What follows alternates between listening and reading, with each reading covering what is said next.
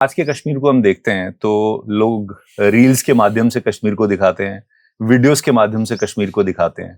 तो आपको लगता है कि इनको 1990 के दशक का कश्मीर मालूम नहीं है, तो आप सोचते हैं 1990 में एक्चुअली जो लोग वहाँ रहे हैं, जिन्होंने देखा है, जी, उनको मालूम है कि 1990 में कितनी बुरी हालत थी। वहाँ एक समय ऐसा भी था, मुझे याद है, मैं 1990 में एसपी बडगाम था।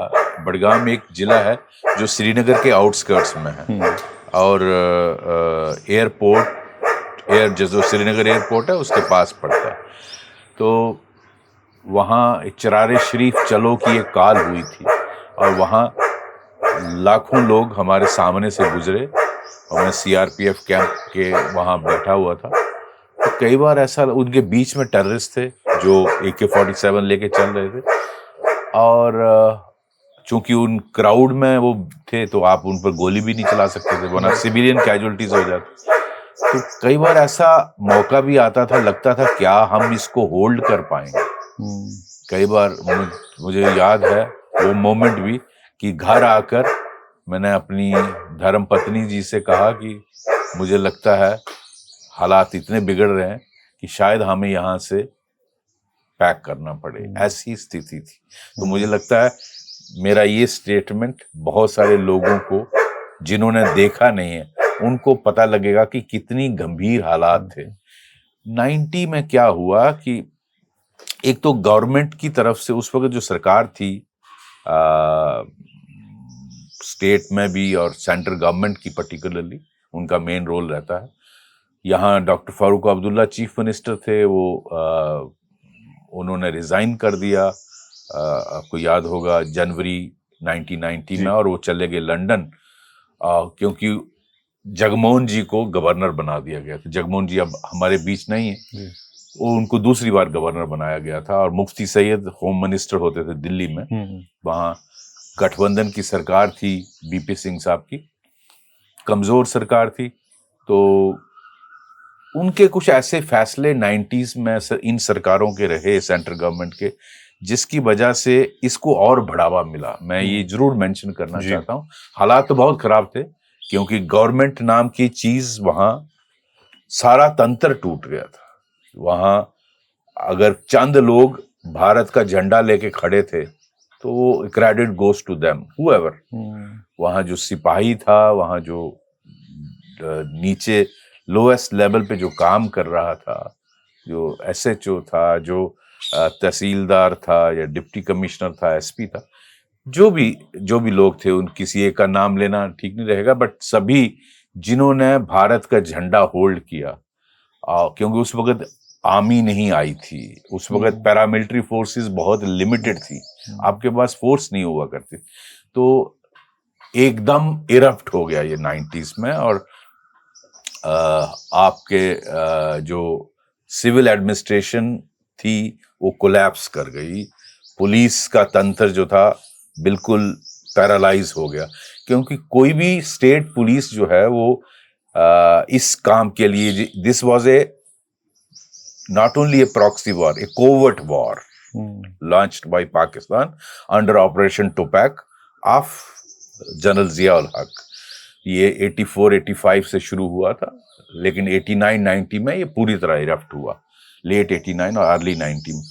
और ऐसी हालात बन गए कि आपका बाहर निकलना मुश्किल था। श्रीनगर के डाउनटाउन में अगर कोई जाता था तो 10 जगह पर उस पर गोली चलती थी, 10-15 जगह पे, उसको वापस आना मुश्किल, इतनी बुरी हालत थी। आप जैसे, मैं SP बडगाम था तो कहीं भी अगर मैं चाडूरा की तरफ, चरारे शरीफ की तरफ कहीं भी जाता था तो 10 जगह पर हमारे ऊपर गोली चलती थी, इतनी बुरी हालत, क्योंकि जगह जगह टेररिस्ट थे। नंबर्स वर वेरी ह्यूज, लेकिन दे वर नॉट दैट ट्रेंड जिस तरह से आज के ट्रेंड है। उन दिनों ट्रेनिंग इतनी ज्यादा नहीं थी, लेकिन नंबर्स वर वेरी हाई। तो 90s में, तो मैं बात कर रहा था सरकार की गलतियां। एक, जो जम्मू कश्मीर पुलिस ने पहला बैच जो 70 टेररिस्टों का था, जो पहला बैच पाकिस्तान में गया, यहाँ से उनकी ट्रेनिंग हुई और उनको जब पाकिस्तान ने रेडिकलाइज करके ट्रेनिंग करके हथियार देके इधर भेजा, उन लोगों को पता होना चाहिए उनमें से मैक्सिमम को जम्मू कश्मीर पुलिस ने पकड़ लिया था। ओके।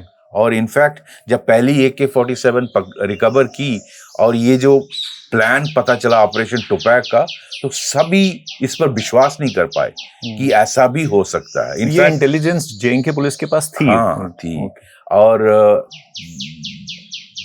जो भी उस वक्त पावर में थे, दे डिड नॉट बिलीव कि ऐसा भी हो सकता है।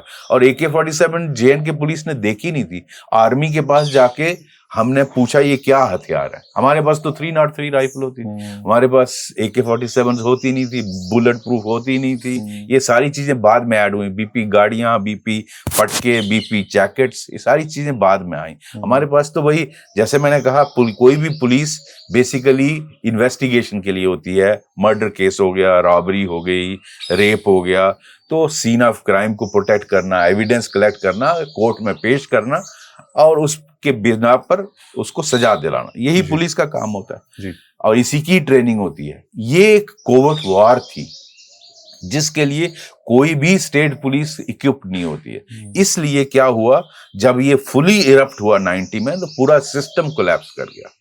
पुलिस का तंत्र, civil administration, obviously, because civil अफसर तो बाहर जा ही नहीं सकता था, जो जाएगा वो फिर वापस नहीं आता था। तो इतने बुरे हालात थे। रिमोट एरिया में तो टोटल कंट्रोल टेररिस्टों का था, लेकिन इवन पॉपुलेटेड एरियाज में बड़ा मुश्किल था।